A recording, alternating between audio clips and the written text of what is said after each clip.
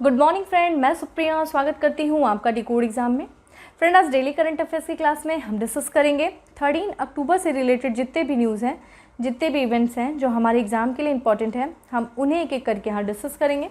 तो फ्रेंड, आइए स्टार्ट करते हैं आज की क्लास। और आज की क्लास में हमारा पहला प्रश्न है कि मेट फ्रेडरिक्सन जो हाल ही में भारत की यात्रा पर थी, किस देश की प्रधानमंत्री हैं? New Zealand, Denmark, Norway, Finland. तो फ्रेंड, इसका करेक्ट आंसर हो जाएगा बी, यानी कि डेनमार्क की प्रधानमंत्री हैं मेट फ्रेडरिक्सन, जो हाल ही में भारत यात्रा पे थी। और इनके बारे में देखें तो डेनमार्क की प्रधानमंत्री मेट फ्रेडरिक्सन हाल ही में भारत यात्रा पर थी। इस यात्रा के दौरान भारत और डेनमार्क के बीच में 4 समझौते जो पर हस्ताक्षर हुआ। ये जो समझौते थे फ्रेंड, जनरली पानी से संबंधित है, ग्रीन ईंधन से संबंधित है, इन सब क्षेत्रों में इन दोनों देशों के बीच में यानी कि भारत और डेनमार्क के बीच में समझौते हुए हैं। और इसके बारे में देखें तो इस समझौते के अंतर्गत कौशल विकास और उद्यमिता के क्षेत्र में सहयोग करना, पारंपरिक डिजिटल लाइब्रेरी, संभावित अनुप्रयोगों के साथ उष्णकटिबंधीय जलवायु के लिए प्राकृतिक रेफ्रिजरेंट के लिए उत्कृष्ट केंद्र स्थापित करना, भूजल संसाधनों और एक्विफर्स मानचित्रण पर समझौता जो है वो इसमें शामिल है। ठीक है, ये चीज़ ध्यान रखिएगा। नेक्स्ट प्रश्न में चलते हैं। नेक्स्ट है हमारा कि भारत का नवीन टाइगर रिजर्व गुरु घासीदास किस राज्य में स्थित है? छत्तीसगढ़, मध्य प्रदेश, झारखंड, बिहार। तो फ्रेंड, इसका करेक्ट आंसर हो जाएगा ए, यानी कि छत्तीसगढ़ में स्थित है गुरु घासीदास जो नवीन टाइगर रिजर्व है। और इसके बारे में देखें तो भारत का नवीन टाइगर रिजर्व गुरु घासीदास छत्तीसगढ़ राज्य में स्थित है। और फ्रेंड, इसकी अगर और भौगोलिक स्थिति की बात करें तो ये जो नया टाइगर रिजर्व है वो मध्य प्रदेश और जो झारखंड है, तो मध्य प्रदेश और झारखंड की जो सीमा से लगा जो उत्तरी जो क्षेत्र है, इन दोनों राज्यों के जो उत्तरी भाग से ये स्थित है एक तरीके से। और इसमें देखा जाए तो राष्ट्रीय बाघ संरक्षण प्राधिकरण ने छत्तीसगढ़ सरकार के गुरु घासीदास राष्ट्रीय उद्यान और तमोर पिंगला वन्यजीव अभयारण्य के संयुक्त क्षेत्रों को टाइगर रिजर्व घोषित करने के प्रस्ताव को मंजूरी दे दिया है। और प्रस्ताव को चूंकि जो प्राधिकरण ने जो प्रस्ताव को मंजूरी दिया है वो कुछ अधिनियम के तहत दिया है, तो वो दिया है वन्यजीव संरक्षण अधिनियम 1972 की धारा 3851 के तहत जो है वो मंजूरी दिया। ध्यान रखिएगा, वन्यजीव संरक्षण अधिनियम 1972 की धारा 3845 जो है वी, इसके तहत ये मंजूरी दिया है। और ये छत्तीसगढ़ का चौथा टाइगर रिजर्व है। अन्य 3 टाइगर रिजर्व देखिए कौन से, उदंती सिंधी, अचानकमर, इंद्रावती जो है अन्य टाइगर रिजर्व में छत्तीसगढ़ में, और ये चौथा और भारत का ये 53वां जो है टाइगर रिजर्व है। फ्रेंड, अगर बात करें गुरु घासीदास की, जो टाइगर रिजर्व जो है गुरु घासीदास, यहाँ पे माना जाता है कि ये देश में जो एशियाई चीतों का अंतिम ज्ञात निवास स्थान जो है वो माना जाता है। ठीक है, और यहाँ जो बात करें गुरु घासीदास, फ्रेंड अगर आपने मेडाबल हिस्ट्री पढ़ा होगा और आपने अगर भक्ति आंदोलन पढ़ा होगा तो ये भक्ति आंदोलन के संत है, उनका जन्म जो हुआ था वो छत्तीसगढ़ में हुआ था गुरु घासीदास का। इसीलिए इनके नाम पे, इन संत के नाम पे इस वन अभ्यारण्य का या फिर ये जो टाइगर रिजर्व है इसका नाम रखा गया था। नेशनल जो राष्ट्रीय उद्यान है उसका नाम उन्हीं के नाम पे रखा गया था। ठीक है, नेक्स्ट प्रश्न पे चलते हैं। विश्व कुश्ती चैंपियनशिप 2021 पहली महिला फाइनलिस्ट, फ्रेंड यहाँ पे फाइनलिस्ट होना चाहिए था, कौन है बनी? साक्षी मलिक, बबीता फोगोटा, अंशु मलिक या फिर ललिता शहरावत। तो फ्रेंड, इसका जो करेक्ट आंसर है वो हो जाएगा अंशु मलिक जो है ये विश्व कुश्ती चैंपियनशिप की फाइनलिस्ट थी। इसी के साथ साथ इन्होंने पहली भारतीय महिला जिन्होंने विश्व कुश्ती चैंपियनशिप में रजत पदक जीता। तो अंशु मलिक विश्व कुश्ती चैंपियनशिप में 53 किलोग्राम महिला फ्री स्टाइल कुश्ती में रजत पदक जीतने वाली पहली भारतीय खिलाड़ी बनी।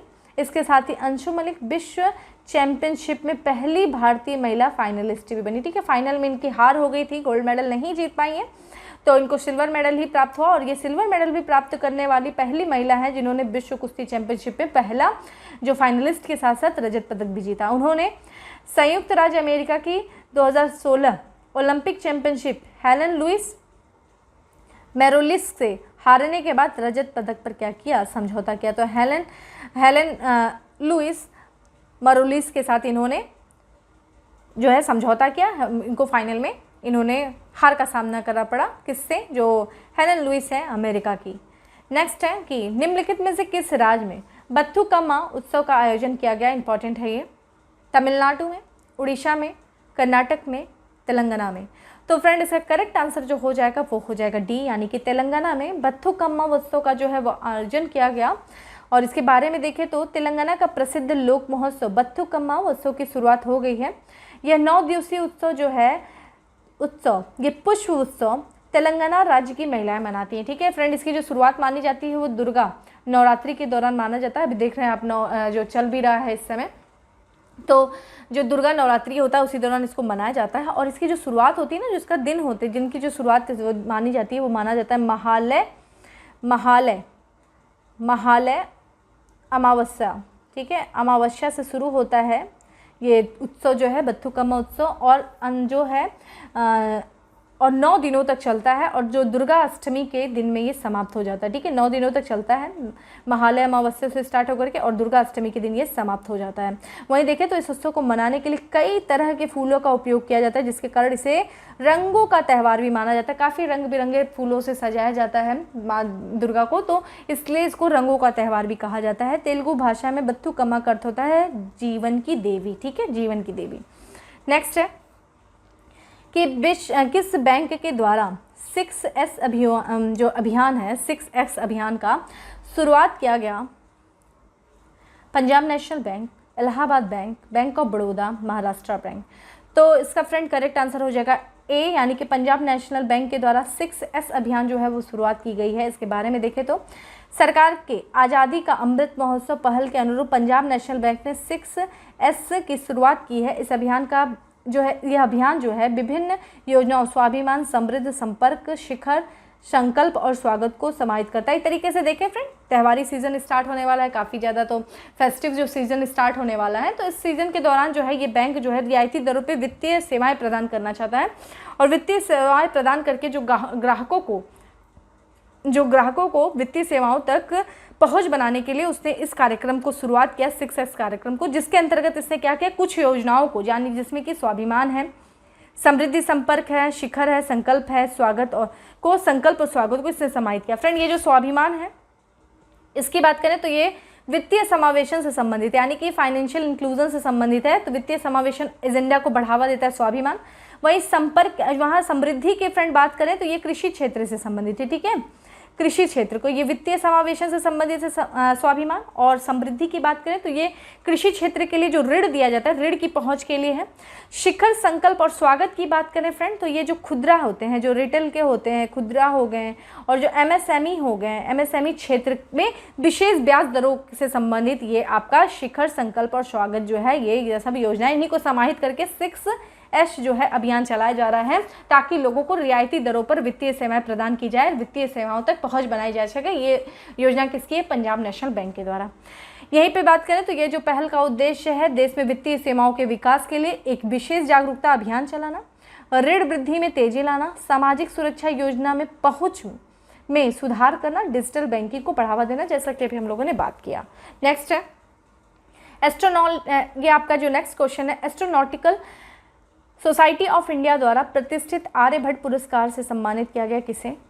डॉक्टर अनिल काकाडोर को, फिर डॉक्टर जी सतीश रेड्डी को, कैलाश नाथ कोल को, डॉक्टर अजय भट्ट को। तो फ्रेंड, इसका जो करेक्ट आंसर हो जाएगा वो हो जाएगा बी, डॉक्टर जी सतीश रेड्डी को आर्यभट्ट पुरस्कार से सम्मानित किया गया। इसके बारे में देखें तो रक्षा अनुसंधान और एवं विकास संगठन यानी कि DRDO, ठीक है, DRDO के अध्यक्ष डॉक्टर जी सतीश रेड्डी को भारत में एस्ट्रोनॉटिक्स को बढ़ावा देने में उनके उत्कृष्ट आजीवन योगदान के लिए एस्ट्रोनॉटिकल सोसाइटी ऑफ इंडिया के द्वारा प्रतिष्ठित आर्यभट्ट पुरस्कार से सम्मानित किया गया। ठीक है, नेक्स्ट है कि अथिरा पिल्लई जल विद्युत परियोजना किस राज्य में स्थित है?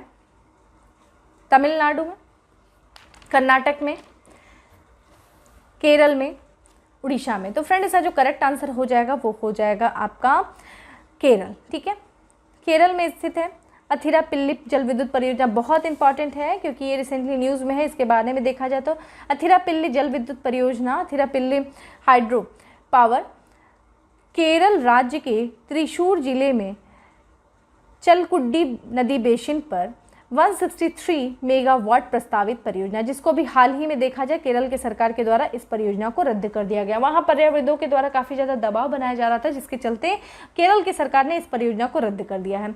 जैव विविधता राज्य के एकमात्र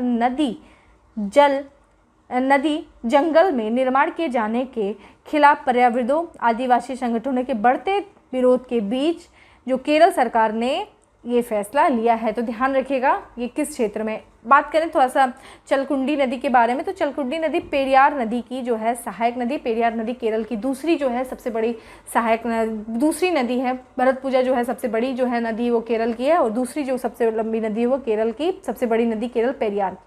वहीं देखा जाए उसकी सहायक नदी है तमिलनाडु के अन्नामलाई क्षेत्र से निकलती है। चलकुंडी नदी बेसिन में विभिन्न जल विद्युत परियोजनाओं के चालू होने के कारण कादर आदिवासी समुदाय को लगातार विस्थापन का सामना करना पड़ा। देखिए आपको यहाँ से एक ये चीज़ याद रखना है, कादर आदिवासी जल समुदाय, इस नदी के बारे में याद रखना है। चलकुंडी नदी जो है पेरियार नदी की सहायक नदी, पेरियार नदी जो कि कहाँ पे है, केरल में है, और कहाँ से निकलती है, अन्नामलाई क्षेत्र से निकलती है। वहीं आपको इसके अथिरापल्ली जल विद्युत परियोजना के बारे में जानना है। और फ्रेंड देखिए पश्चिमी घाट से संबंधित 2 समितियों के बारे में अक्सर सब प्रश्न पूछा जाता है। एक माधव, ठीक है, एक माधव गडगिल समिति जो है वो बहुत पूछा जाता है, और दूसरा देखा जाए तो एक कस्तूरी रंगन, ठीक है, कस्तूरी रंगन जो समिति है उसके बारे में भी बहुत पूछा जाता है। तो चलिए अब आप मुझे कमेंट बॉक्स में इन दोनों समितियों के बारे में बताएंगे कि माधव गडगिल समिति क्या है और कस्तूरी रंगन समिति जो है वो क्या है, जो पश्चिमी घाट से संबंधित ये 2 समितियां हैं, इनके बारे में बताएंगे। ठीक है, नेक्स्ट है कि आर्थिक विज्ञान में नोबेल पुरस्कार 2021 किसे प्रदान किया गया। ये प्रदान देखिए किसे किया गया, डेविड कार्ड को, जोशुआ डी एंग्रिस्ट को, गोइडो इम्बेंस को। तो फ्रेंड ये तीनों लोगों को ये किया गया है, उपयुक्त सभी को जो है, चाहे डेविड हो गए, जोशुआ हो गए, गोइडो हो गए, इन तीनों को आर्थिक विज्ञान के क्षेत्र में नोबेल पुरस्कार 2021 से सम्मानित किया गया। वहीं अगर बात करें तो जो पुरस्कार का जो 50% हिस्सा है वो इनको दिया गया है, बाकी जो दूसरा हिस्सा है 50% उनको ये जोशुआ और गोइडो दोनों को जो है इसमें से संयुक्त रूप से इन दोनों वैज्ञानिकों को दिया गया है। इसके बारे में बात करें तो इस पुरस्कार के तो royal Swedish academy of sciences ने बर्केल में कैलिफोर्निया विश्वविद्यालय के अर्थशास्त्री डेविड कार्ड को श्रम अर्थव्यवस्था में उनके अनुभवमय योगदान के लिए आधे के साथ आर्थिक विज्ञान में स्वेरिजेस रिस्क बैंक पुरस्कार देने का फैसला लिया है। ठीक है, तो ये ध्यान रखिएगा। और वहीं नेक्स्ट है हमारा कि दूसरा आधा जो हिस्सा है संयुक्त रूप से जोशुआ एंग्रिस्ट, ठीक है, ये देखा जाए तो किस संस्था से जुड़े हुए हैं, ये Massachusetts institute of technology Cambridge USA से जुड़े हुए हैं, या वहाँ के प्रोफेसर हैं। और दूसरे जो हैं तीसरे यानी कि गोइडो इम्बेंस जो कि स्टैनफोर्ड यूनिवर्सिटी यूएसए के हैं, ये इनको कारण संबंधों में विश्लेषण में उनके पद्धतिगत योगदान के लिए जो है ये पुरस्कार देने का फैसला लिया गया। कौन सा, नोबेल पुरस्कार। ठीक है, तो ये चीज़ ध्यान रखिएगा। बेसिकली इनका नाम जो पूछा जाता है इसलिए। अब देख लीजिए ये लिस्ट है 2021 का जो नोबेल पुरस्कार दिया गया सारे लोगों को। देखा जाए शरीर विज्ञान जो है, शरीर क्रिया विज्ञान चिकित्सा के क्षेत्र में डेविड को और एडम को दिया गया है। भौतिक विज्ञान में देखा जाए किसको किसको दिया गया, फिजिक्स में स्यूकोरो, क्लॉस और जॉर्जियो को दिया गया है। रसायन में देखिए बेंजामिन को दिया गया है, डेविड WC मैकमिलन को दिया गया है। साहित्य में देखिए अब्दुल रज़ाक गुरनाह को दिया गया। शांति में देख लीजिए मारिया रेशा और दमित्री मोराटॉव को। और आर्थिक में किसको दिया गया फ्रेंड, डेविड को, जोशुआ को और गोइडो को दिया गया। तो ये लिस्ट आपको याद होना चाहिए, किस क्षेत्र में दिया गया ये भी ध्यान रखिएगा, क्या उन्होंने किस क्षेत्र में कार्य किया था, किस क्षेत्र में उन्होंने योगदान दिया था जिसकी वजह से उनको ये सब जो है नोबेल पुरस्कार से सम्मानित किया गया विभिन्न क्षेत्रों में। नेक्स्ट है कि हाल ही में किस राज्य ने अपने यहाँ HIMS परियोजना की शुरुआत की है। दिल्ली, पंजाब, राजस्थान, मध्य प्रदेश। फ्रेंड इसका करेक्ट आंसर जो हो जाएगा वो हो जाएगा दिल्ली। दिल्ली ने HIMS जो है परियोजना की शुरुआत की है। आइए इस परियोजना के भी बारे में देख लेते हैं कि दिल्ली मंत्रिमंडल ने अपनी महत्वाकांक्षी स्वास्थ्य सूचना प्रबंधन प्रणाली यानी कि हेल्थ इंफॉर्मेशन मैनेजमेंट सिस्टम परियोजना को वित्तीय मंजूरी दी है। इस परियोजना के तहत प्रत्येक नागरिक के पास एक स्वास्थ्य कार्ड होगा जो उनकी चिकित्सा जानकारी का भंडार होगा। ठीक है, तो जो health information management system HIMS परियोजना का फुल फॉर्म क्या है, हेल्थ इंफॉर्मेशन मैनेजमेंट सिस्टम, जो कि किससे संबंधित है, स्वास्थ्य सूचना जो प्रबंधन प्रणाली किसके द्वारा शुरू किया गया, दिल्ली मंत्रिमंडल के द्वारा इसको मंजूरी दी गई, यानी कि दिल्ली सरकार के द्वारा ये शुरू किया जा रहा है। इसके तहत देखा जाए तो डॉक्टर जो है ये डॉक्टर कार्ड का इस्तेमाल कर मरीज मरीज का जो मेडिकल हिस्ट्री देख सकेंगे और मरीज घर से ही अपॉइंटमेंट ले सकेंगे। एक तरीके से जैसे भी सरकार के द्वारा जो डिजिटल हेल्थ कार्ड जो इश्यू किया गया था उसी के तर्ज पे ये है आपका HIMS यानी कि health information management system. Next चलते हैं, नेक्स्ट है हमारा राष्ट्रव्यापी नदी पशुपालन कार्यक्रम किस राज्य में लॉन्च किया गया?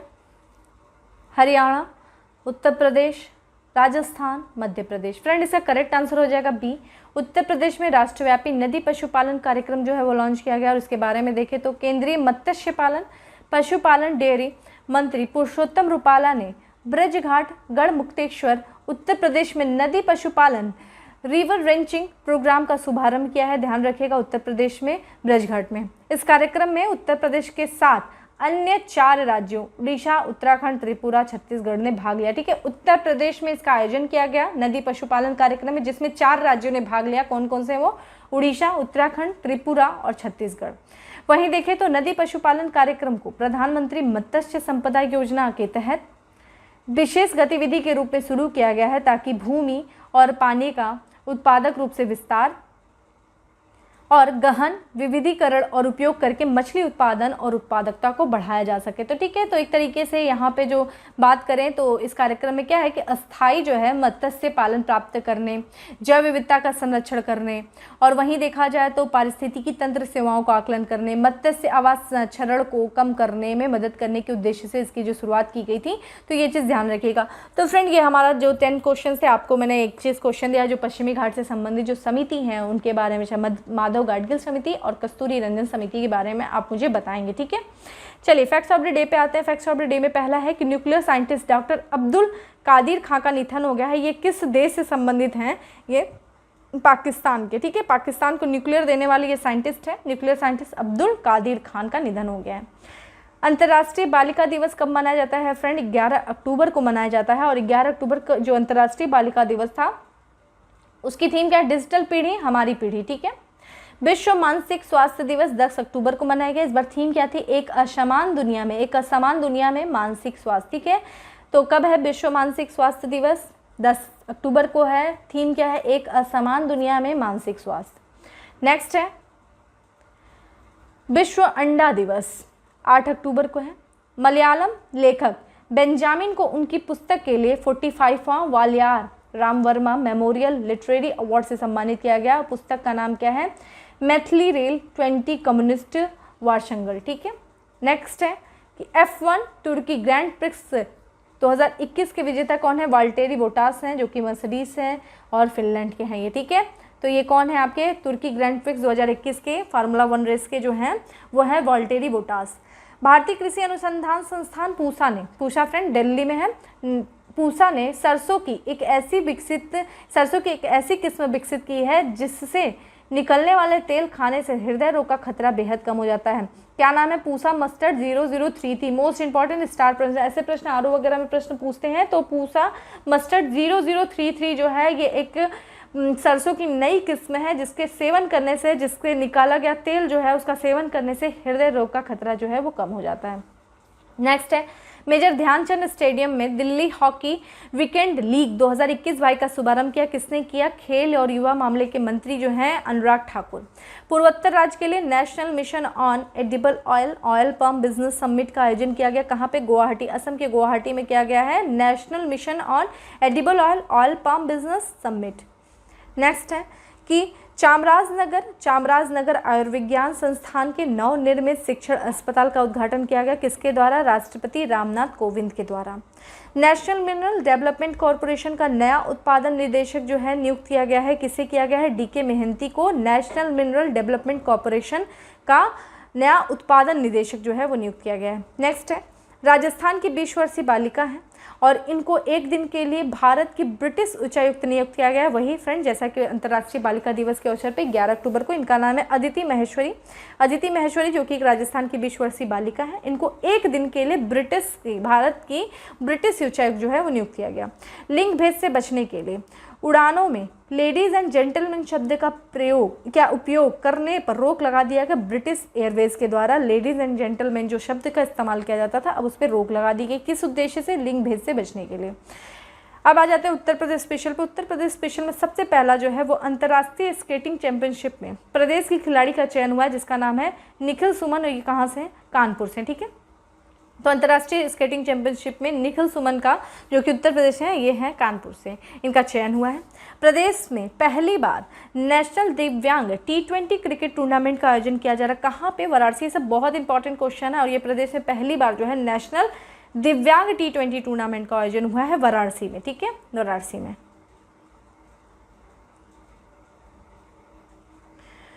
नेक्स्ट है, शरीर में जाकर बीमारी का पता लगाने वाला माइक्रो रोबोट बना रहा है कौन? IIT कानपुर, ठीक है। ऐसा रोबोट जो आपके शरीर के अंदर कोई बीमारी है तो शरीर के अंदर जाकर के उस बीमारी का पता लगाएगा, ऐसा माइक्रो रोबोट जो है वो कानपुर, IIT कानपुर के द्वारा बनाया जा रहा है। नेक्स्ट है, रटोल आम का पेटेंट किया गया है, जो कि किस जिले से संबंधित है? बागपत जिले से, ठीक है। रटोल आम जो है वो बागपत जिले से संबंधित है, इसको पेटेंट किया गया है, पेटेंट मिला है। देश की सबसे ऊंची, कितना? 63 फीट दीनदयाल उपाध्याय की प्रतिमा, ध्यान रखिएगा ये दीनदयाल उपाध्याय जी की प्रतिमा है सबसे ऊंची देश की। उसका प्रतिमा, उनके जो प्रतिमा का अनावरण किया गया है वो पांडव यानी कि चंदौली जिले में किया गया है, ठीक है। तो ये था हमारे सारे जितने भी क्वेश्चन थे। मैं आप लोग को थोड़ा सा वर्क कम दे रही हूँ, और आप लोग आंसर वैसे भी कम कर दिए हो देना, मुझे कम आंसर मिल रहा है, और कुछ लोग जो मुझे आंसर करोगे तो फ्रेंड बहुत अच्छा लगेगा। बाकी तो आज इतना कुछ खास न्यूज़ नहीं था, लेकिन फिर भी जहाँ जहाँ से इंपॉर्टेंट सेक्शन था, जहाँ से कुछ चीज़ें इंपॉर्टेंट थी, उनको हम लोगों ने देखा, चीज़ें समझा, सेक्शन। बाकी जो मैंने 2 क्वेश्चन किया उसका प्लीज़ आप लोग आंसर करिएगा, आंसर करते हो तो अच्छा लगता है, मुझे भी अच्छा लगता है, मैं मोटिवेट होती हूँ, ठीक है। तो फिर फ्रेंड मिलेंगे नेक्स्ट सेशन पे। सेशन अच्छा लगा हो तो लाइक करना नहीं भूलें, ज़्यादा से ज़्यादा शेयर करें। अब अपने नेक्स्ट सेशन में मिलेंगे, तब तक के लिए bye, have a good day, stay safe and stay happy.